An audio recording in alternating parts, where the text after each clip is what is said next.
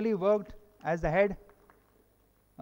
He started with a Pune plant and rose to the level of heading quality in Tata Motors. He has significantly contributed in the development of microalloy steels, critical forgings for crankshafts, camshafts, development of high strength, advanced high strength steels for auto body and lightweighting of Indian vehicles. He has visited more than 100 steel mills all over the world, specially expertised in steel development, global sourcing, worked extensively in the heat treatment of case carbon gears, grain boundary oxidation, and so on and so forth. As a heat treat quality, he has most significant contribution to reduce the product complaints, which is measured in the form of IPTV. So he has extensively worked to reduce this IPTV below 100, and for the first time in commercial vehicles. And he has produced many new quality concepts like CIA, QAP, LQOS, and so on and so forth. So here is Mr. Galgali to steer the session. And Mr. Galgali, ball is your court, and you can change gears that you are ready.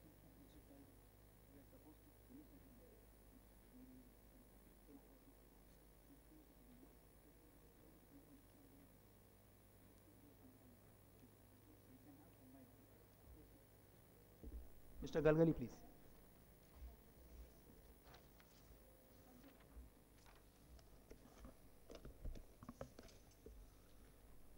Good morning. Good morning. Yeah, that's it. I'm once again requesting all those delegates who are sitting little behind, please come forward. Because today we are going to have a very interesting session. There are all the three very eminent speakers here. In fact, I'm proud and privileged to chair this session. We are already delayed by more than half an hour, so I don't want to take more time. We'll start with the first speaker, Dr. T.S. Sudarshan. Dr. T.S. Sudarshan is currently the President and Chief Executive Officer for Materials Modification Inc. at Fairfax, Virginia, where he has raised over $30 million in funding from government for high risk, high payoff advanced technology related programs. Dr. Sudarshan most recently completed a 6-year term as member of National Materials Advisory Board. He is holder of 12 US patents and 1 Australian patent, winner of 2 R&D 100 awards, winner of 2 Design News awards, winner of Outstanding Manufacturing Engineer award given by Society of Manufacturing Engineers, USA, fellow of ASM International, fellow of International Federation of Heat Treatment and Surface Engineering, co-author of over 150 papers in journals and papers and peer-reviewed conferences, co-edited of 25 books, 22 in surface engineering, 1 on rapid solidification technology. I think I can go on and on, but he is known for his contribution in nano materials. I would not take much time. I would request Dr. Sudarshan to start his presentation. You have exactly 19 minutes.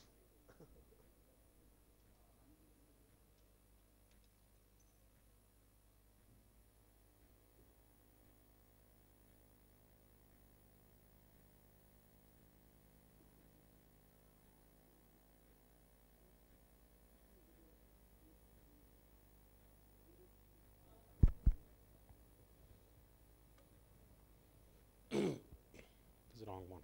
This is the wrong presentation, the other one. No, this is not the right one. The other one. They switched.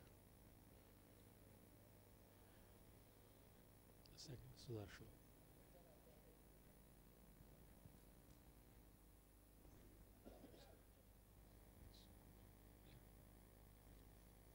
Sudarshan.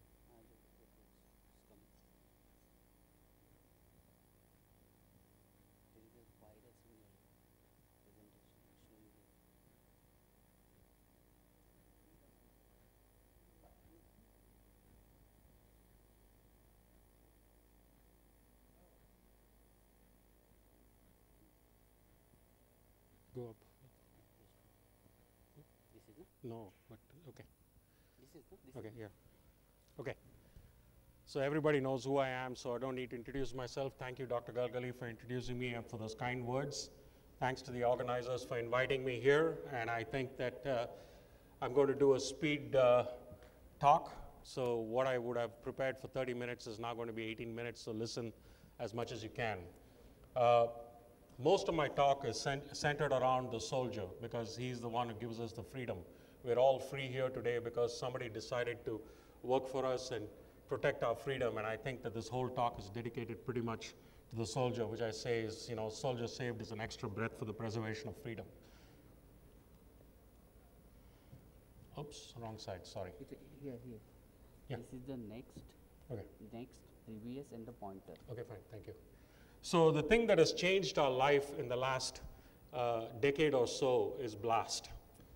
Because this new concept of improvised explosive devices has really changed the way we have to think about the use of materials in defense. And primarily, I think that we have a long way to go in understanding what blast does to defense or to materials in particular. There are many different types of blast, and of course the primary blast is what everybody is worried about because it ruptures or fragments various organs in our body, which is obviously not very good, especially if it's the breathing system or some sort of a functionary system, whether it's the urinary or kidneys or what have you. Then there's the secondary type of blast, which is basically, you know, stuff that happens because of things that penetrate or come from various sides and impact upon you. Then you have a tertiary blast, which is all the other things that happen as a result of the blast wave when you get pushed or smashed against something, and so the damage or effect that takes place can be significant. And then, of course, the after effects of the blast is the quaternary phase. So traumatic brain injury has been one of the most significant things that has come about in the last dozen years or so. And you can read all the statistics. I'm not going to read it up there, but a significant amount of money has been poured into this area, with the result that in the US we now have a new brain initiative trying to understand how we can create brains and how we can actually transform the brain itself from a damaged brain into something that's functional for the human body on a daily basis. We got to remember that a lot of these young soldiers are probably 23, 25 years old, maybe even lower than that, and if they get impacted, then we owe them something for their entire lifetime. So the amount of money that's spent is billions of dollars in terms of recouping or maintaining them or trying to give them a functional life so that they have something to look forward to. And that's been the most significant reason why I think we need to pay attention to it, because there's so much in materials that we can do in this area. The most important device obviously is the helmet, and you see various types of helmets. This area right behind, above our ear, is the stuff that needs to be protected, because anybody can take you out the minute they fire an armor-piercing round, and that's something that has not changed for a very long period of time. So people started obviously with the steel helmets. They used it for making coffee, they used it for cooking food, did everything that they could do with it, and that was the World War II and the World War I helmet. And then subsequently they started transitioning and started to put all these straps in here, the personal armor ground troop helmet, and that was very popular for a period of time. But the level of threats have continuously increased. So we started with the 9mm bullet, and now we are down to the armor-piercing bullets. So therefore, the AK-47s cannot, really, they can penetrate all these kinds of structures. And then you go on to the next generation, which is really the communications helmet, because now you have so many different communication devices on the helmet, and so that makes a big difference too. And the last one that you see is the Future Warrior. So in these helmets, there are so many different things that especially the engineers can do, and particularly materials engineers. It's a very vast field, most underrated, most neglected in my personal opinion, because we have so much technology that we can adapt that has not been really fed into this kind of a system. And thermoplastics are a great example. We can reduce a lot of weight, we can bring up the strength, we can create better infrastructures, we can create better shapes, and that's something that has not been looked at very efficiently and needs to be looked at. And with the newer types of polymers that keep coming out, there is a significant amount of potential right there to look at these kinds of materials. I've listed a bunch of other materials which are wish list, and basically all these materials are available today. We use them in various types of structures, but we have not adapted them to the helmet. And most importantly, one of the things that people have found is, the standard traditional thing is we have a brain and it's sloshing around, and so we have the outside skull. And if there is a way we can protect it, it'll be fantastic. So the most difficult thing to do is, this is something that's connected to what is called as the neck. And the neck can only withstand so much stress, so much weight. So anything above 5 pounds is pretty much a non-starter. And that's a very difficult limitation that we have. The level of deflection is also a big thing, because the amount of impact, where it comes from, the angle of the impact makes a big difference in how the helmet reacts to the evaluation. Then we have all these various needs that we need on these helmets and the methods to dissipate the shock. And I urge and plead with people like Satyam and Imre and others, please do some modeling on this, because nobody is paying attention to modeling. And it's so significant, because we will learn so much about how to put materials together only after we model them. I think just simply putting and shooting is not the best way to go, because we obviously don't have those kinds of foolish resources to throw at it. And another area where I think there's a significant amount of work that needs to be done is sensors, because we need to understand how the blast impacts the person. It may not be the first blast that impacts the person, but the series of blasts, and there can be 10, 12, 15 that the person is exposed to over a period of time, and then suddenly says, oops, I got a headache, I'm not feeling well. I feel like I'm falling apart. And so that kind of stuff needs to have a cumulative amount of data that's collected. And these days, with RFID tags and various types of devices that can pick up this information, we can see what is the person being impacted by, how much are they exposed to, and how often have they been exposed to it. The side shoot of this is obviously in this crazy game in the US that we call football, because we play football all the way from high school through professional, and lots of these players are now finding out that they are receiving concussions which have impacted upon how they function. And some of them have gone crazy, and you might have heard this term PTSD, post-traumatic stress disorder, that also comes about to some extent from a lot of these concussions. And if you've not seen the movie Concussion with Will Smith, I urge you to see it, because a very novice pathologist from the middle of Africa found out this whole concept of traumatic brain injury and got a lot of kudos for it. So how materials absorb shock and force is something that we really need to understand. Very little work devoted to it, and I think that'll produce the next generation of helmets for the spectrum, whether it's your motorcycle, or whether it's your bicycle, or whether it's your sports games. You'll have very good choices. Biological inspirations. I'm a big guy in emulate to innovate. I like to look at nature and see what nature does and why we can't emulate nature. The woodpecker is the best example. I love it. It comes and keeps pecking in my house, and you see it going at a very high speed, rattling away, trying to get the insects out of the wood. And this is a great creature that God's created, and nothing happens to it. Its brain is perfect. It's 2 grams. The best thing about it, it wraps its tongue around the brain. So that serves as pretty much the shock-absorbing device. And if we can only create something very similar to that and emulate the woodpecker, we would find so many different solutions on how to protect the brain without jostling it around. And the neck of the woodpecker is something that's very thick, which also diffuses a lot of the blows. Another great creature that God's created is bighorn sheep. They butt their head against each other, the 2 horns, at very high speeds, and still nothing happens to them. So those structures have something that we can learn from. And it's easy to try to simulate and even possibly use our old TEM techniques of replicas and try to create these kind of structures. Not only that, we should learn how to model them so that we know what the impact is and how does the force actually affect it. So with those kinds of structures, we can make a big difference in understanding what is traumatic blast, how does it impact the brain, and how can we protect it, and where can we take it from what we know today to the different levels that it needs to go. I'm going to skip now to the next part of the human being that we need to protect, which is the face masks. And obviously we want to see everything very well, especially at night. And right now we are very limited in the IR sensors that we have and the various types of devices that get put on the visors on the helmet. And many things can be done with this new material called graphene. Graphene has great potential in this particular application because it has ability to go over a wide spectrum, plus all the current systems really need a lot of cooling. So the IR people are suffering and always clamoring and saying, can we produce something that doesn't need this bulky cooling package? And many graphene type materials can be put and sprayed on these kinds of surfaces with all the techniques that we know from thin film deposition.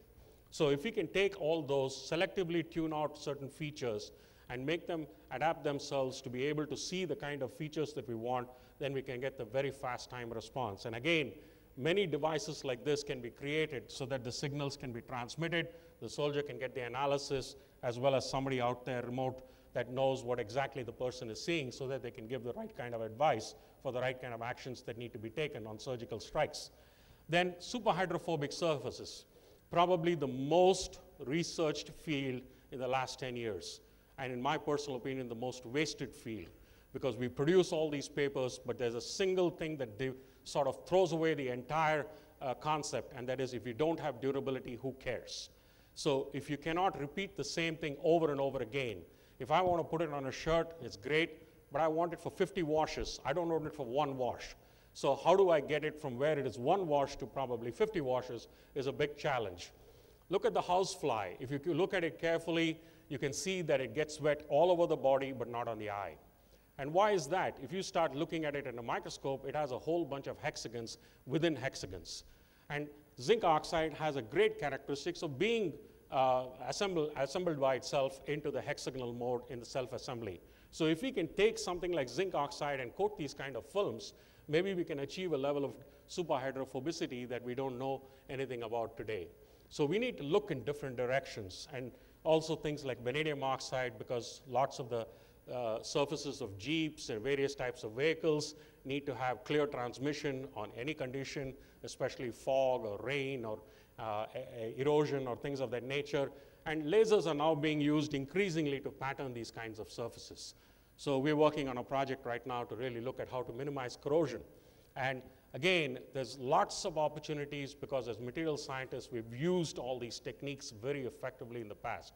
But we just need to look and stretch and open our eyes a little bit more and say, what can nature do and what can we use to adapt those techniques so that we can create these kinds of surfaces that also produce the factor of durability, which is most important.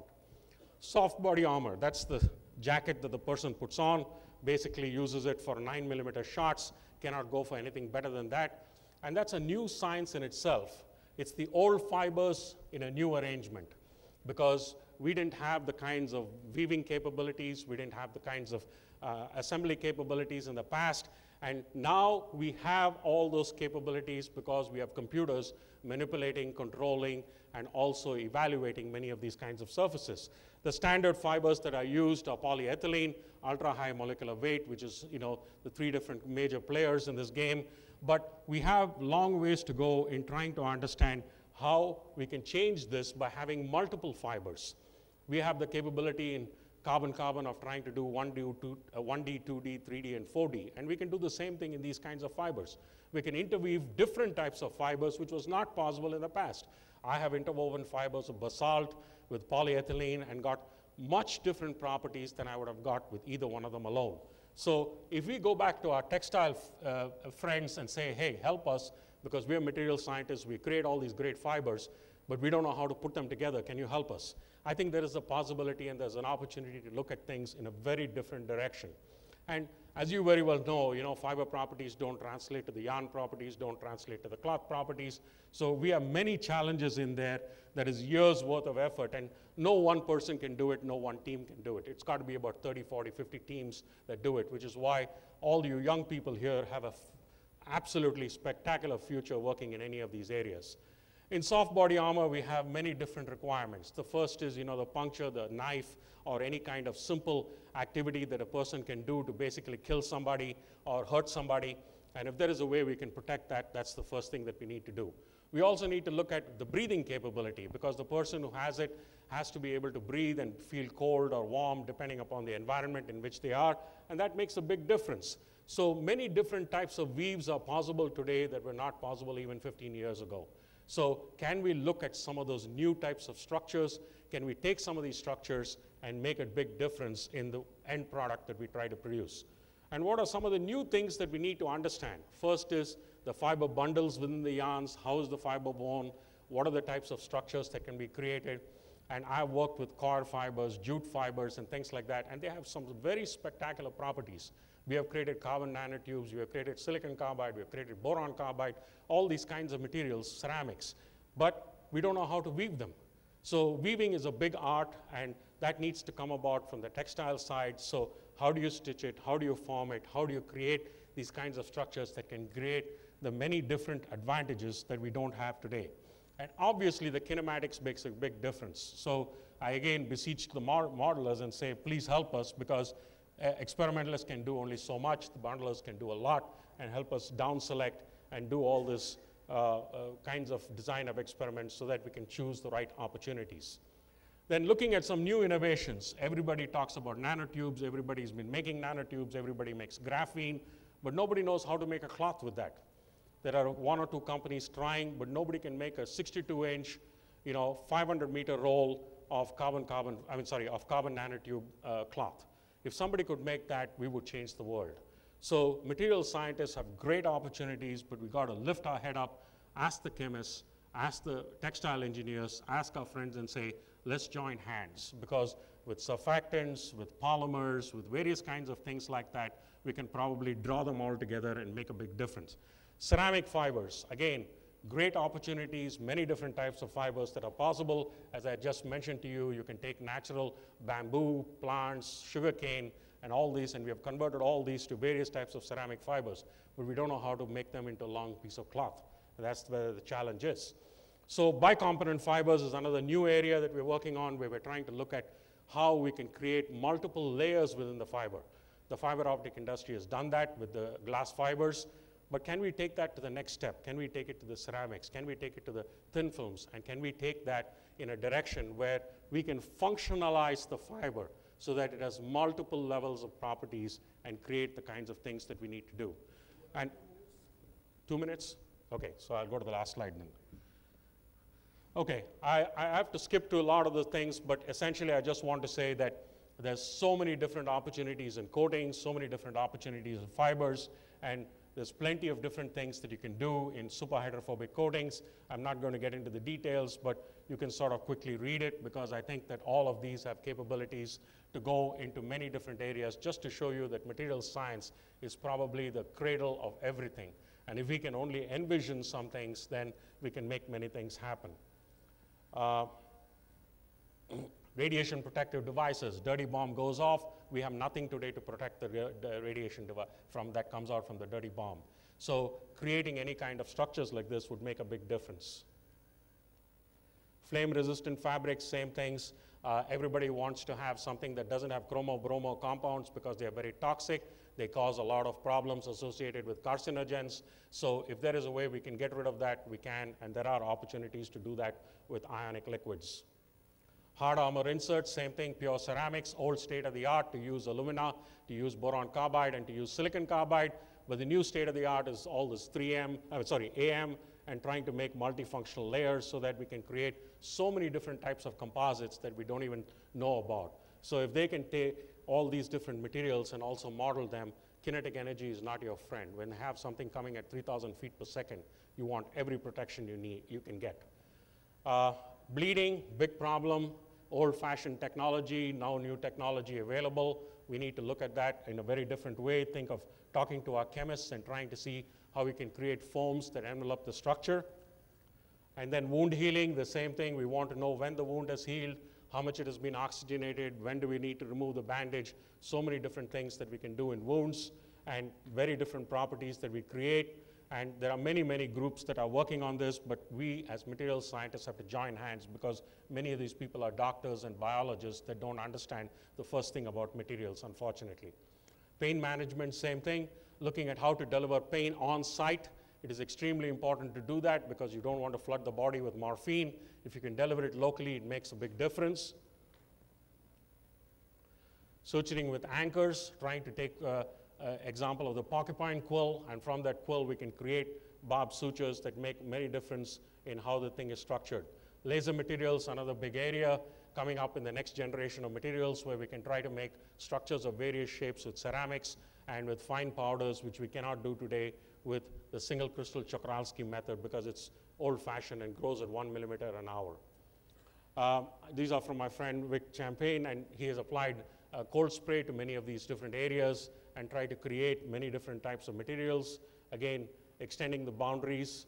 I'm going to skip. And so one of the areas that I always push the young people to get into is batteries, because we have so much to do in batteries, and the soldier is one person that uses a lot of batteries, and he's already at the max weight. If he's 130 pounds and he's carrying already 60 pounds of armor, 30 pounds of armor and a backpack which has almost 100 pounds of stuff, he's already handicapped. So if we can do something to help him on the weight as far as the batteries go, it's a great thing that we can do.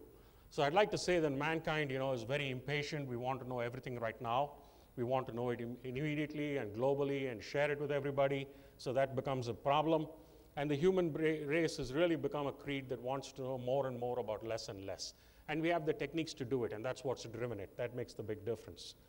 And I'll just say, don't worry about patents, just do the work. And I'd like to leave with the last slide, which says, vision is the father of thought. If you don't have a vision, you don't get anything, you don't get anywhere. Education is the path of prosperity, because education does not guarantee you will be rich, but it definitely guarantees you will not be poor. And discipline is what we need, because that keeps us in focus. It's the architect of direction. And attitude is the cornerstone of success. And without the right attitude, we will never get anywhere. So if you have the right attitude, you can achieve a lot of different things. And sharing is the ultimate in satisfaction. And all of you know who are Indians that these are the Vedas, which are timeless truths. It's beyond me, it's beyond you guys, it's on to the next generation. So these are timeless truths, and these are the values that we should all espouse, share, and help others with. Thank you very much.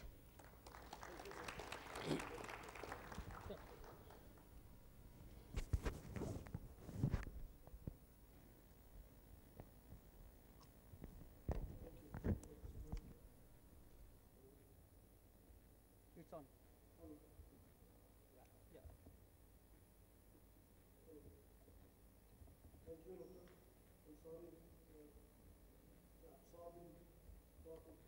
Cut down.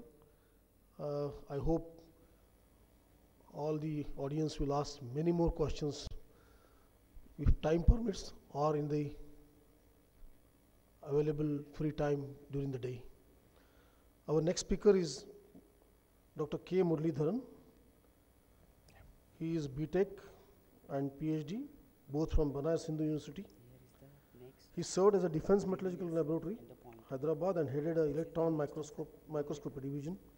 Teams led by him developed various steel products for use of warships constructions for Indian Navy, as well as number of products for R&D programs of DRDO.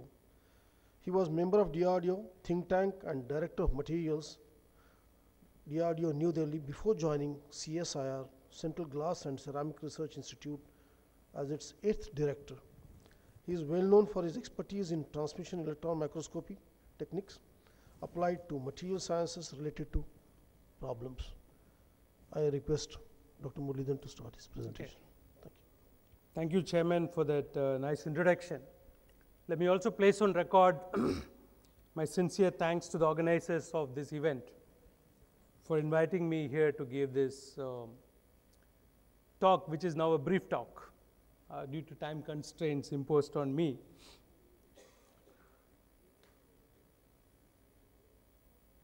Dr. Sudarshan talked about Vedas, and let me also quote from Rig Veda, where Rig Veda told us knowledge is something which you have to attain, and knowledge is to be kept with you for a brief while so that you practice it.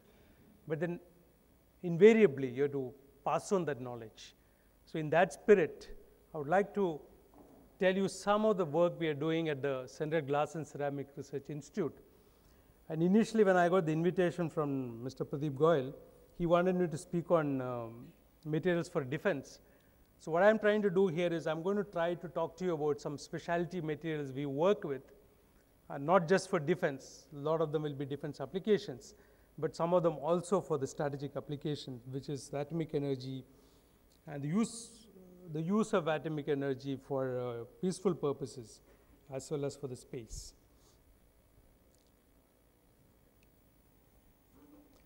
CSIR is the organization I represent today, and I look after the two laboratories of CSIR, the Kolkata lab, which is the Glass and Ceramic Research Institute, and the National Metallurgical Laboratory in Jamshedpur.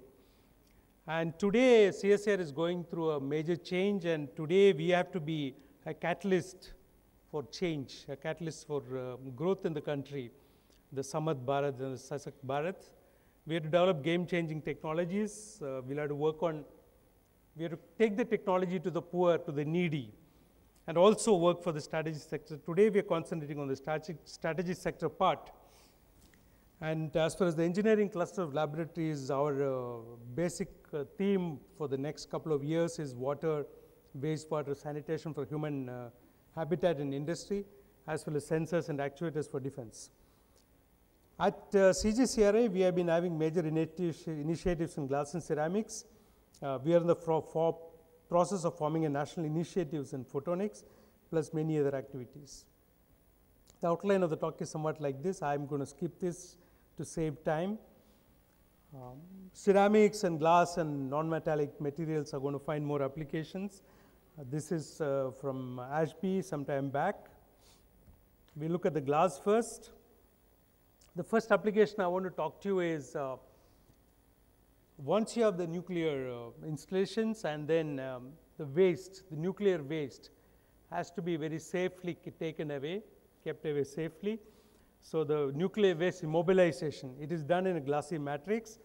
We have started this program about 10 years back from the early laboratory developments, and from the laboratory development itself, we supplied the variety of sodium borosilicate glass and glass bead to Atomic Energy. We scaled it up to 150 kg, and at this time, we associated with the industry partner, which is H&R Johnson. Their factory is in Maharashtra, the place called Penn.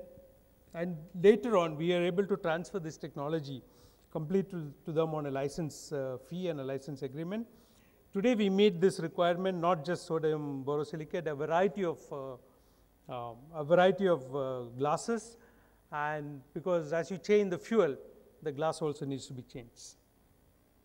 So this then tells you that the details of the work and the amount we have supplied. You can see the laboratory itself supplied early close to 43 tons to the various power plants.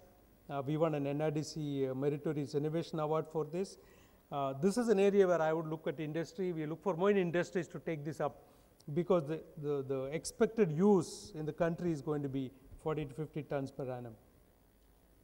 Another area we are working is shielding of people from the nuclear radiation. So we need something which is optically transparent, but at the same time stops the radiations. This is a technology available with only a few countries, and you will be able to import this material only if you are a part of the nuclear supplies group. So we have developed this technology in the laboratory, and we have supplied close to 20 tons to the Indian program so far. We have established the pilot plant facility at Kolkata at our laboratory. The current technology which we have, we can see some of the glass we have made here. This is 1 meter by 1 meter by 70 millimeter thick. And we are in the process of, we have supplied about 20 tons. We are in the process of transferring this technology and, in fact, incubating the technology firstly in our laboratory with some industry partners. We are still looking for industry partners to join us. At the same time, we are also trying to see whether we can move away from the platinum technology and use ceramic pots. So we developed some clay containing pots, one which uses the Ukrainian clay, which is a specialty clay, and the other one is clay with zircon. So these two are done. You can see the corrosion zone between the glass and the refractory here is far less in this case. So we have some pots made here, which we'll be trying out soon. So with this, I think we'll make the technology more cost effective, and we'll be soon transferring this to industries which are ready to take it up. We also work with Dr. Sudarshan again mentioned about specialty glasses for laser. So we, for the first time in the country, has developed 5-liter melting technology, completely standardized it. We use indigenous raw materials, and this has been supplied to DAE, and the picture here shows the raw glass we made, and this is the product they have machined at RRCAT, an indoor. And another area we are working with is, again, those who mentioned from night vision devices. All the night vision devices, the up front, in the front, it's got a single crystal germanium filter. And we now developed a glassy material which is arsenic selenium, and this the absorption shown here actually it has been transparent. These little dips here you see is because of impurities in the glass. We're improving. We plan to have this to go from R&D to production in another 3 years. DRDO is our partner in this activity. Specialty optical fiber, my laboratory at Kolkata is a specialty center for this. So we have now developed the polarizing maintaining fiber, and these fibers have been made kilometers because of the shape here. It's called the panda type. We have supplied kilometers of this fiber for the FOG. Dr. Rao is here in the audience. He can see this, and we had discussion with him yesterday. So DRDO is interested in it. So we are again looking for an industry partner who will take this technology from us and make it for the DRDO purposes. We had a program on non-linear photonics crystal fiber, and it started about 4 years back. I'm sorry.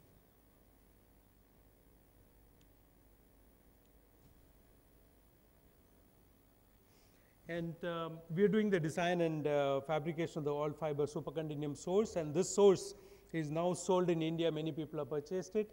It's a white source, very bright source. We have an industry partner from Trivandrum, Thiruvananthapuram, which is Messrs. Winwish Technologies, and we recently won the last year's CSI Technology Award for this. This is done under the Nimitli program, which Dr. Mashelkar talked to you yesterday. And we have then used this fiber to make a confocal microscope, and that picture is overshown here. We have so far received about 14 inquiries. We'll be supplying these machines from 2017 onwards. Cost is a great advantage. We'll probably sell it at 1/3 the cost at which you can import something like this. This is a very first time effort in the country, and the entire part now is made in the country. We also work on FBG, which is fiber Bragg gratings, which is pressure sensors and interrogation systems. So we develop the interrogation system, we develop the pressure, and we are working with DRDL to use it in many of the missile programs.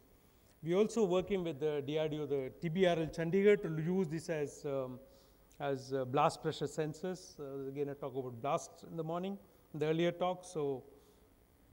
And we are also working on all fiber-based laser architecture with a new center called Jagdish Chandra Bose Center for Advanced Technologies in Jadavpur, and the Laser Technology Center in Delhi. So we are looking at kilowatt level fibers, specialty fibers we make in the laboratory. And this is the all-purpose labor facility where the laser cavity is shown over here to you. I don't have time to go through the details. We need to make these kind of preforms, and from which this is the fiber we are drawing. This is a cane drawing facility. We are looking for industry partners who will help us machine these and polish them. Today we send it to Japan to get it polished, and there is actually those of you can see it, there's a hole drilled through the center of this, through and through, and you deposit the rare earths there and collapse it, and then we draw the fiber. This is another one, which is the leakage channel fiber, which we are making by collapsing large number of capillaries, very critical technology. A few ceramic applications for strategic applications. I should be done in about 5 minutes. Laser radomes for all kind of missiles is an area we are looking at. It protects electronics inside, and so this is the mold we have made, and we have taken the shape, and here you can see the radomes we have made in silicon reaction bonded silicon nitride, and it's got high flexural strength, adequate thermal shock resistance. Again, we're looking for industry partners who will make this in numbers for India's missile programs. Our partner Double D has won this technology development board funding recently as a soft loan, and we have developed the technology in the laboratories for the Cylone cutting tools. So for the first time, I would like to inform you that we are using two technologies, the microwave sintering, which is a continuous microwave, and hot isostatic pressing, to make these cheap, make it cheaper than what the cost that it is imported today. We are also working with solid oxide fuel cells. We have the Indian Army is interested in 3 kilowatt and 5 kilowatt solid oxide fuel cells. We have programmed, we have made a 1 kilowatt solar cell in SOFC so far. We are also working for batteries, and this is a ceramic, paper-based ceramic separator where ceramic is coated on the paper, and you can see the roll here. We have made meters and meters of this, and it's a very simple homegrown technology. We did this in about 4 months from the time we were told to develop this. Armor is an area, I just skip through it. You know, ceramic has applications in many important areas, especially the velocity is intermediate. And this is, I'll just skip through this. And so we developed a number of ceramic applications here. It's a very crowded slide, though you can see we do the modeling, we make the ceramic, we do the testing, and you can see some of the panels we have made and undergone testing, basically silicon carbide and boron carbide, boron nitride. We have a water mission, and the state which I live in today, West Bengal, the water is not potable because it contains, it's turbid, plus it contains arsenic and iron. So we are now working with all the districts and the state government to make water available to people, and this is essentially based on the ceramic membrane technology, which is basically alumina. Again, we are now working with industry. We have 3 partners who now make these units and sell it all over the country. And we are working with the government, and we are also setting up this unit in Kadalur in Tamil Nadu. And this is towards the Swachh Bharat mission of the country. And we are also looking for partners. We already signed up with HR & Johnson to make these products in India, because the product today available in India is only offering you 1/5 the flux that is offered by imported products. So the laboratory has now developed a product which is far superior. We'll be coming to industry to make that a reality in this country. And to look at the impact we have done, we have put an 8,000 liters per hour plant for the arsenic and iron removal in Malda. We're putting around 90 units in various parts of West Bengal. We identified Bankura and West Bengal for the technology qualification. We cannot afford not to work on nanotechnology. So I just wanted to show you a couple of slides on nanotechnology.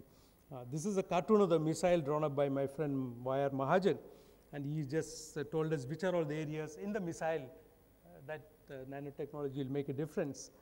This was the cover of a Nanos Insights, which he edited.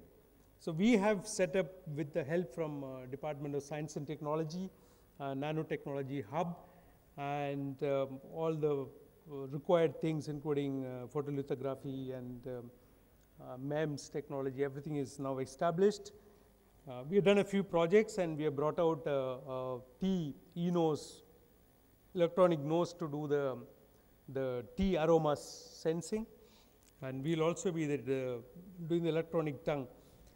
Our partners are listed here: CDAC, Jadavpur University, IIST, Shivpur, and University of Calcutta. We are entering the next phase of this. I'll skip this.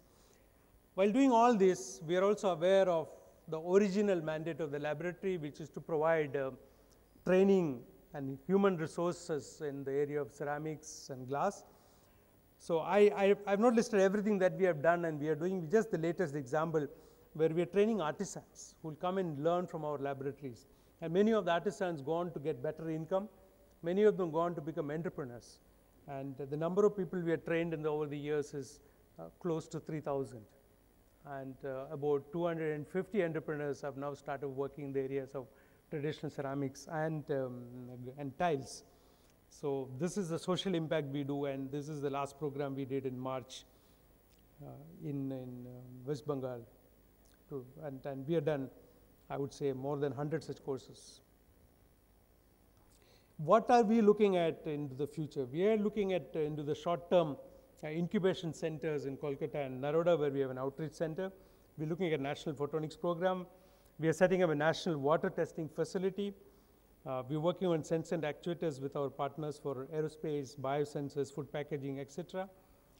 As far as the medium-term goals, maybe going into 2027 onwards, is we would set up testing and training centers at 3 or 4 centers: Kolkata, Naroda, and Khurja, and UP, for glass, tiles, and refractories. We look at waste to wealth in ceramics industries as a major thrust area.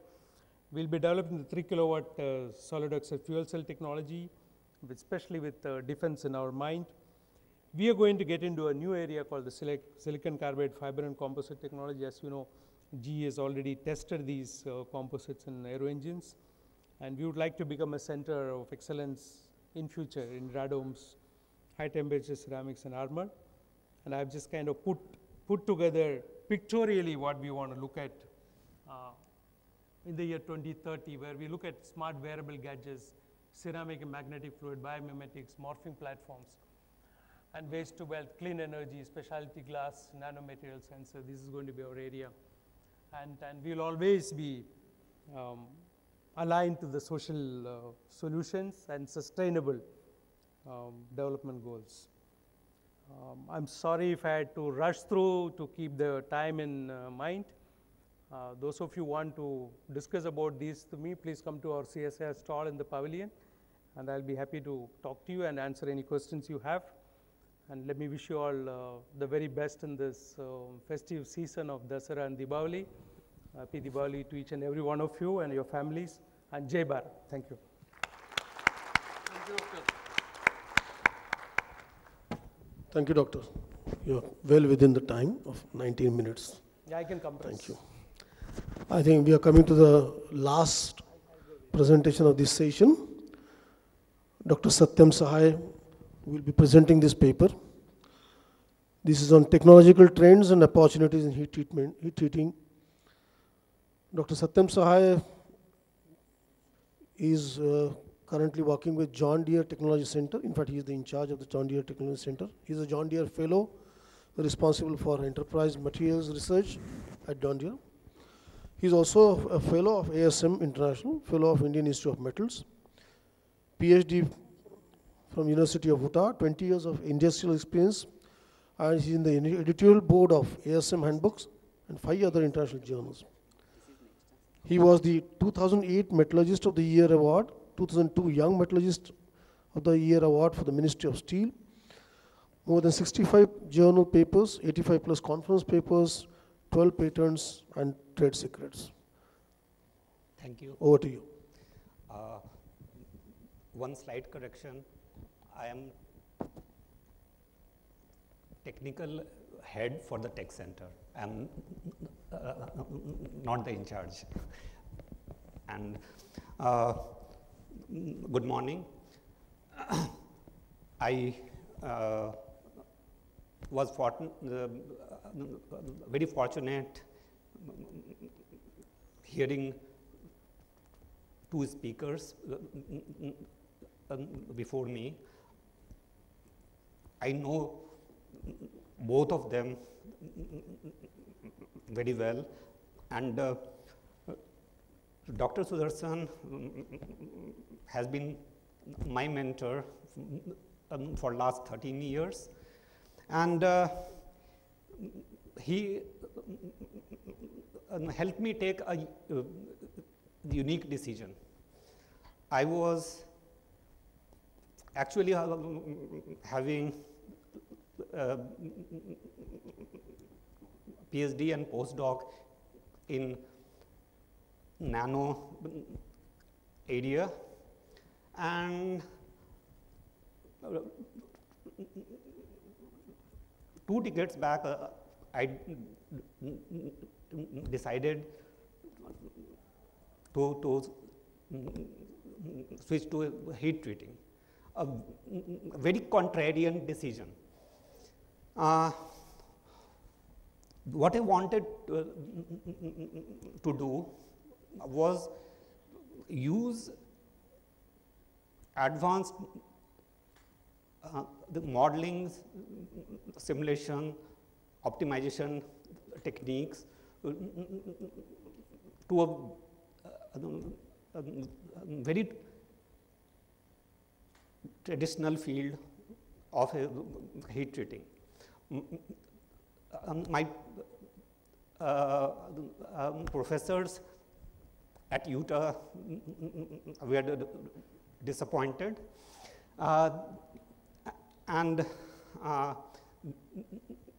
their view was everything has to be done for heat treating, got done several decades back. I disagree. I will have a focused talk on where is heat treating today. How is this mega trend of Industry 4.0 or IoT going to impact us and the future? So, while preparing this slide, I realized that heat treating has a lot of stakeholders. Left side top, furnace supplier, burner, heater, tool fixtures,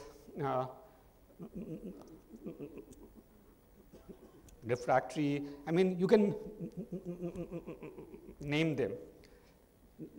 Left bottom are the people who do the heat treating.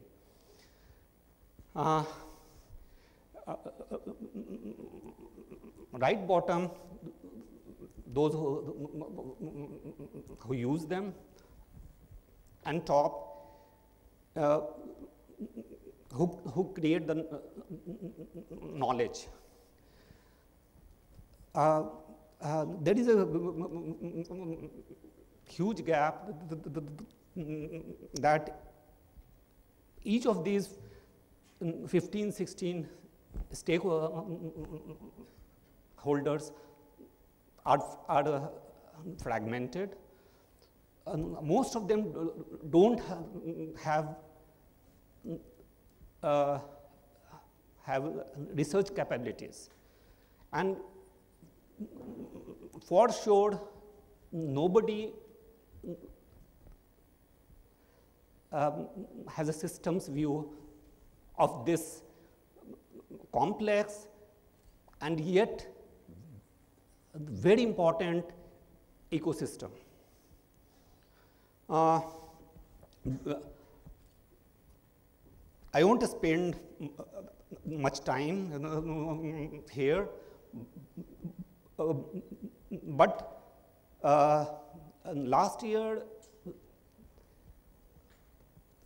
ASM has shown its leadership and commitment to the heat treating on developing a comprehensive roadmap. How many of you have seen this? Okay, hardly anyone. Please do look at it. It's the one of the best roadmap I have seen. It highlights how the technology development pathways and technology implementation pathway have to collaborate and create value for this ecosystem. 5 research areas they have identified are modeling and simulations, sensors, heat generation technique, advanced materials which are more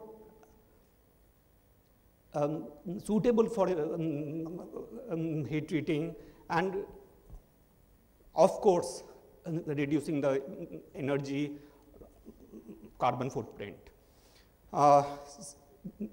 Few technical barriers and other barriers, and I will discuss them later.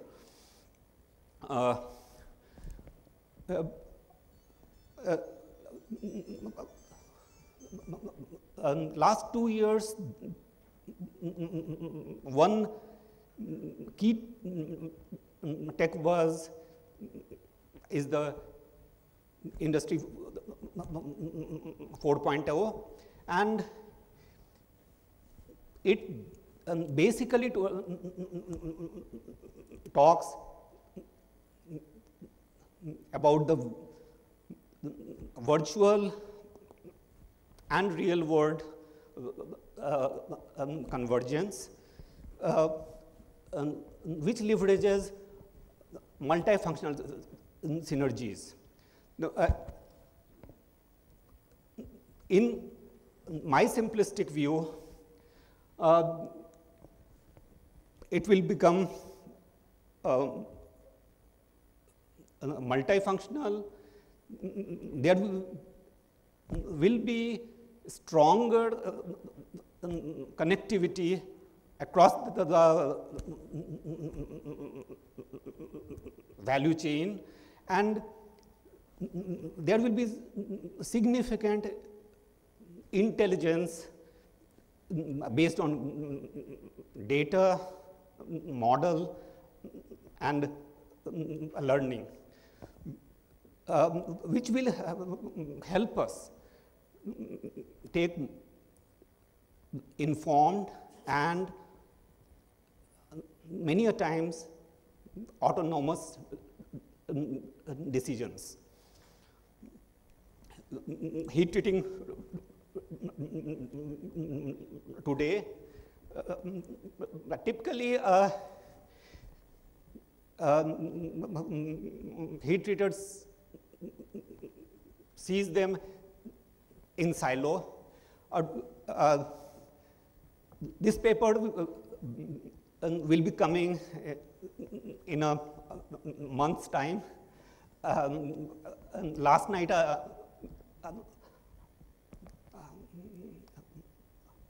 I did the proof review, so it is incoming.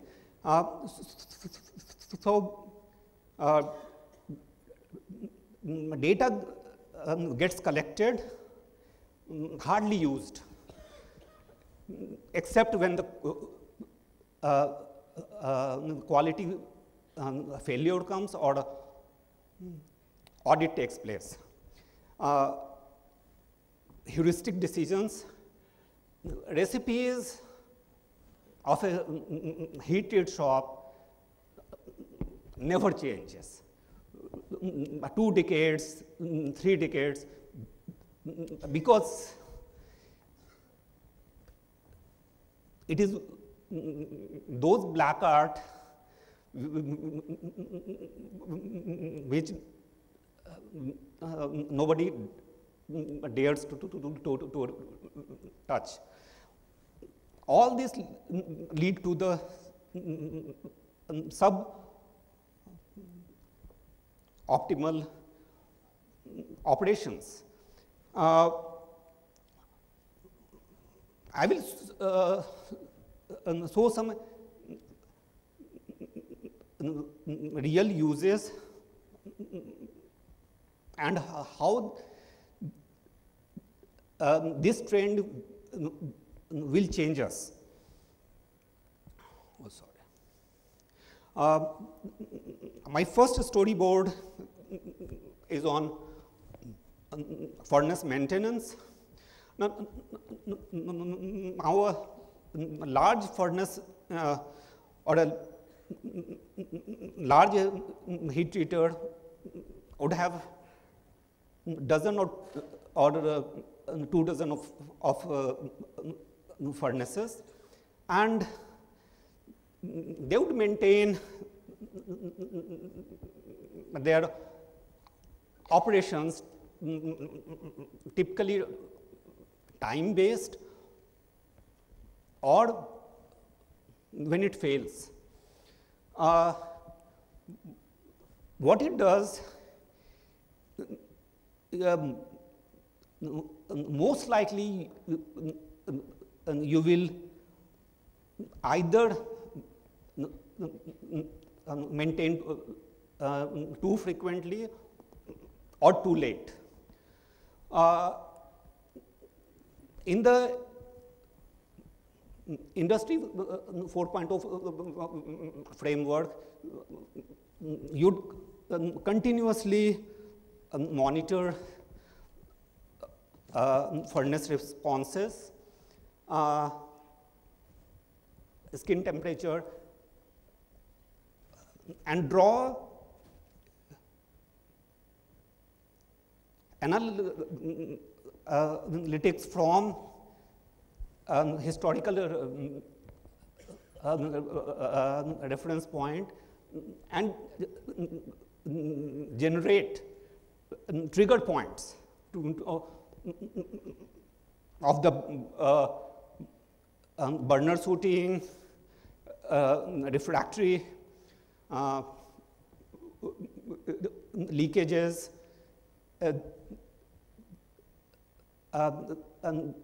these are very real things to do, and we have shown for our furnace in John Deere how much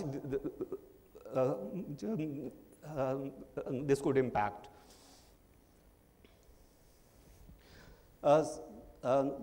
Second storyboard around distortion control,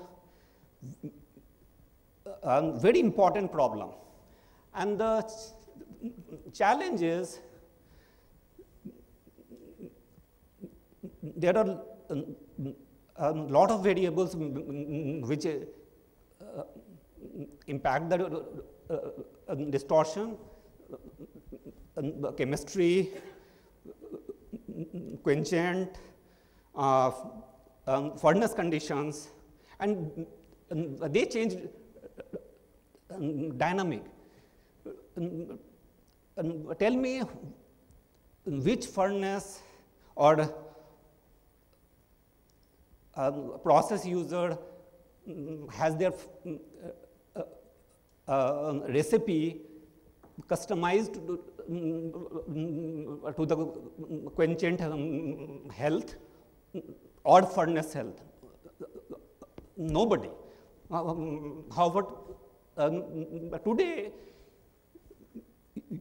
you are generating data to gather these things, pass these data, and not just that, you could take machining data, carbonize and quench, and generate recipes for distortion control.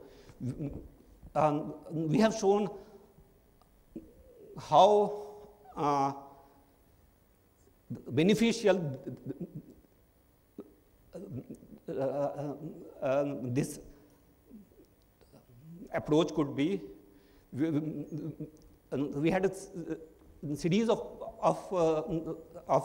projects within John Deere leveraging these concepts.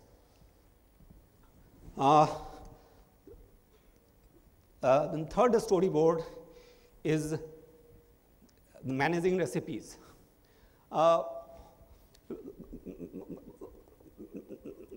Typically, operators selects the recipe based on their gut feeling. And there are many times mistakes, and recipes are rarely customized to the current stage. Again, sensing the part, shape, weight, numbers, positions, you could generate recipes. It sounds very difficult, but trust me, this is possible today. Yes, and you could fine tune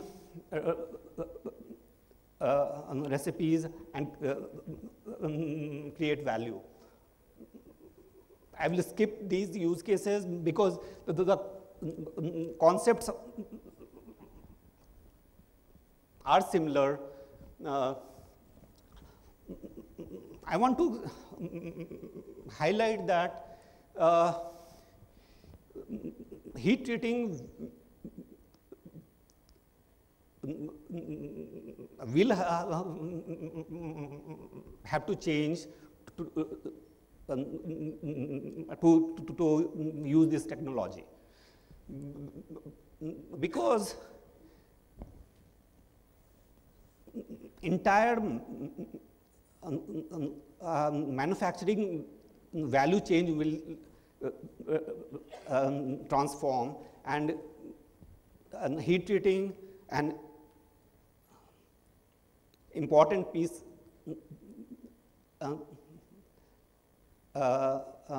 cannot be left. I want to highlight my biggest concern is getting good talent in this area is a huge concern.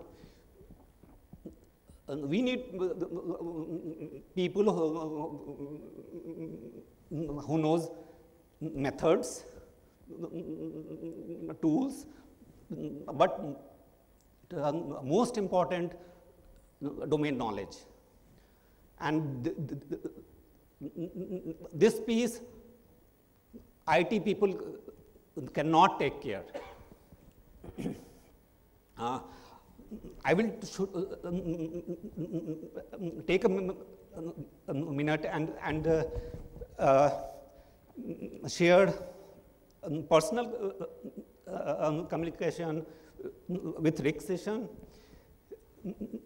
He feels that the future of heat treating, additive heat treating, will play a significant role. Again, technologies like vacuum heat treating, gas carburizing will become a commonplace. Big data, Industry 4.0 will come, and energy saving will remain critical. And heat treating society president, he is very focused on creating the ecosystem, talent, and leveraging the social media. I'm thankful for both of them to take their time and send me a long email. I have just summarized this. My last slide, heat treating makes significant impact to the economy. Unfortunately, this complex ecosystem is very fragmented. Industry 4.0 will transform us due to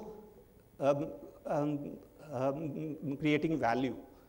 It is not a buzz, it will create value for us. Talent shortage is a big concern, and for this country, there is a need to create more structured ecosystem of all the four stakeholders working together and creating systems value. Thank you. Thank you, Doctor. We will take few questions. Can I request Dr. Muridhan to come on the dais, please? Quickly, we have 3 or 4 questions, please. Are there any volunteers? I think you can come forward.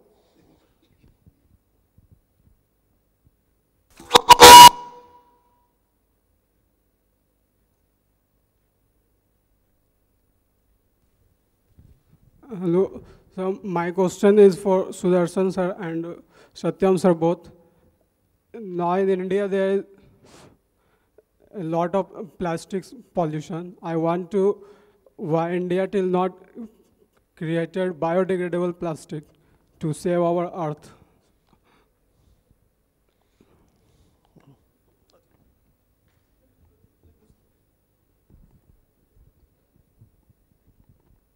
There are biodegradable plastics that are available. The problem is that you have to meet functionality.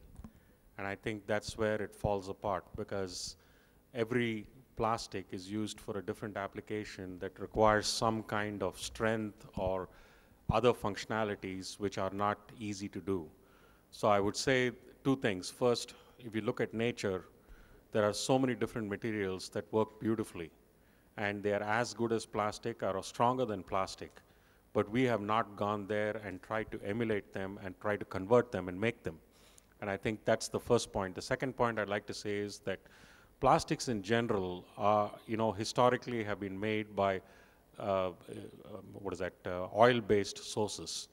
But now we're getting to the point where we can actually use some biosources to make this. So I think you will see in the near future a lot of these things coming about, but a lot of the things, they start at the lowest hanging fruit, like making substitute for plastic bags or something like that, and then they'll gradually rise up the chain. But it will happen, and it is coming, and there are people making bioplastic fibers which degrade within the body, sutures. So those things are coming. It's just a matter of time. It's the economics. Technology is available, but there has to be a pull, because without the pull, industry will not make the investment to make the necessary things happen. Okay, thank you. I will give a simpler answer. Legislation will bring that change because cost does not work out right now. And the states like Sikkim have shown that how you can live without a carry bag actually. My question is to Dr. Sudarshan. Excuse me. Yeah, please. Actually, fibers are needed for composite making. So unfortunately, in our country, we cannot make even good quality carbon fibers, despite of the technology given by NIL. And I think a big company established in Baroda, Camrock, that closed, you know. Forget about Kevlar and other things, you know. What is the, problem with this? The problem is the same as what was stated by Dr. Mashelkar yesterday, which is, you can make lots of these new technologies, but there's got to be a buyer or an end user. And when I tell somebody that my product is approximately 15 to 20% more expensive at this point in time and will get amortized over time, the buyer goes away. So everybody wants everything at a price equal to or lower than what is available today. And that's not practically possible with technology without government support. So only governments can cross us over that hurdle, and that is the reason why many of these new technologies are still sitting on the shelf in many parts of the world, and they're not able to see reality. We have all these technologies available, we have all the opportunities available, but we have to pay upfront in some way for some of these things to come into the real world. And without that, it'll never happen. One last question, please.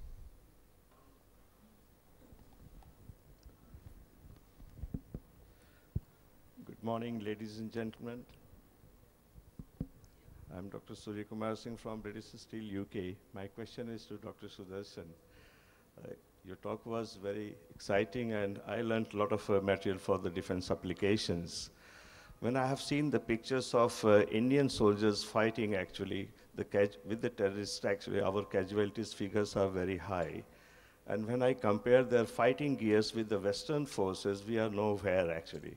So are you doing some collaboration with DRDO research, etc., for such materials? That will be great for this country. Thank you. No, not really. And unfortunately, a lot of these technologies are protected by the various countries, so we cannot share them. And that's unfortunate. But hopefully, with the new opening agreements between the India and the defense part of the US, maybe some of these things will be shared in the future. But definitely, the generic technologies which relate to the ceramics or the processing or whatever, which is out in the open literature, is not a problem at all. Again, in anything, you have to have two minds that want to work together. Having one mind, I think India is very good about one thing, which is we want to have a lot of things, but there are very few people that really want to work to make the things happen. And that is where the problem is. So it's not like I have not come for the last so many years trying to find partners even for commercial uses, and forget about military uses. There are so many commercial uses for many of these materials. For example, TiB2 can be used in aluminum refining. And I went to a lot of the aluminum mills and tried to talk to them about making these TiB2 for the electrodes to replace the carbon electrodes. And it would have been a great substitute, but unfortunately, they are not willing to pay that little bit of an upfront price, which will go down over time and the volume builds up and the infrastructure takes over. But somebody has to amortize the cost somewhere, and that's where the problem is. And all new technologies face this tremendous problem in every part of the world. US is not isolated from that. One last question, please. We are running out of time. I don't think we should do injustice to others. Yeah. Morning, sir. Yes, My sir. name is Suresh Menon, Dr. Sudarshan. We are having a superb enriching session on materials engineering technology and heat treatment. My only submission was we should have had a session on cyber security as well. In today's world, where technology is totally, we are thriving on technology, there is always a possibility, and a possibility is actually happening of crime. So we should be also taking care of the aspect of the cyber security as well. Just a suggestion. Thank you. Thank you. Ladies and gentlemen, we are coming to the end of this session. I just Sir, would I would to like- summarize SUV. I would like to ask one question to Dr. Satyam Sahai. I think we are running out of time. Just Please. 1 minute. It will take time 1 minute. Okay. Yeah, please. Okay. At the outset, my apologies to all the three eminent speakers. It was really injustice for you and to the audience also, but I think we are compelled to do that. Thanks to all the three speakers. My only comments are, on the second day also, the soldier occupied the center stage, but in a different way. And behind that, there is a serious urge for doing something for human mankind. War, defense, soldiers, they are all the inevitable part of this world, and something should be done for the soldiers. I think both the first two presentations were very absorbing in this area, and I'm glad that the second presentation by Dr. Muralidharan did demonstrate whatever Dr. Sudarshan talked about, that something is being done in Indian soil also. The same thing again tells us some different story again. To all my youngsters, I'm reminded by the famous quote by George Lippmann, who dig out the Nixon Watergate. He said, when all think together, when all think alike, no one thinks much. I think, my young friends, this is a message for you. We keep on saying in a normal fashion that nothing is happening in metallurgy. What is there in material science? And let me tell you, in the first 11 minutes of Dr. Sudarshan's talk, I could count 57 new materials, new technologies, processes he was talking about. I think even if one we could introduce that in next 5 years, I think we'll be doing a service to India. Coming to Dr. Satyam Sahai's heat treatment opportunities, and I know him very well for last 20 years, especially in heat treatment. He is trying to do a systematic workout for the most unsystematic shop floor of heat treatment. And his version 4, industry version 4, and its correlation with heat treatment, I think is going to be very helpful to the entire industry. But let me tell you, Dr. Satyam Sahai, the working person in the industry like me, who is processing 8 to 10 tons of materials in a day on, day out, he is like a traffic signal policeman. He cannot stop the traffic. He has to allow the traffic, but at the same time take a decision at the spot. And I think that is the difficulty in heat treatment. But nevertheless, all this virtual for reality, when we club together with the shop floor practices, is definitely going to lead to a betterment. Thanks a lot, Dr. Satyam Sahai. I would like to thank you, all the three speakers. On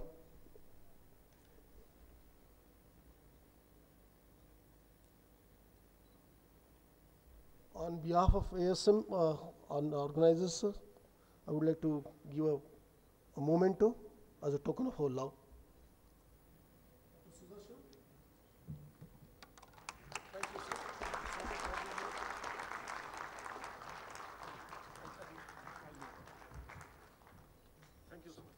Dr. Muralidharan.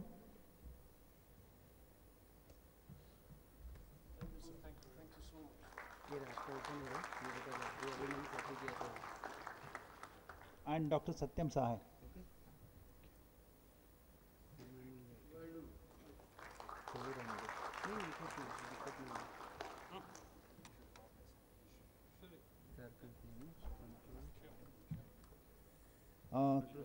Thank you, Mr. Galgali, for very ably conducting this particular session.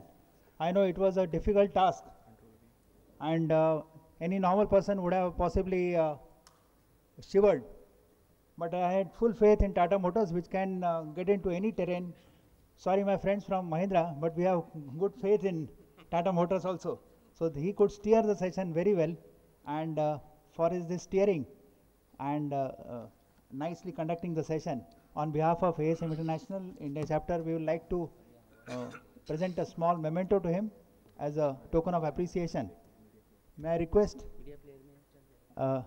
John, our ASM International President, to do the honors.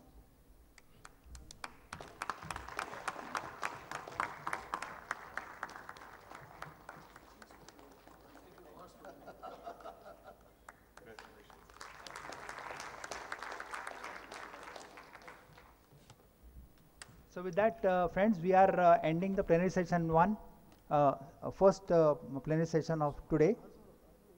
Our ministerial session is just about to begin, and they are just on the way. I'll request all of you to be seated. I take this opportunity to inform you that please find some time to visit the exhibition and don't miss out on a special thing, the student outreach program that we are doing, particularly the Innovation Pavilion, which is there at the end of Hall 1. Students have come there, they have displayed their skills, and I think it is a good thing to encourage the students. They are the future of our material science for the country. Additionally, we are also conducting materials camp today, mini materials camp, where different emerging materials and technologies are being displayed for the students of 11th and 12th standard, so that they can really get excited and think of joining material science faculty. So kindly be seated and don't forget to visit the Innovation Pavilion and Materials Camp. Incidentally, today evening we have a cultural program followed by dinner. So all of you are invited to attend that. Possibly some of you missed yesterday's dinner. Don't do that mistake. So be patient after the evening program and attend both the things. Thank you.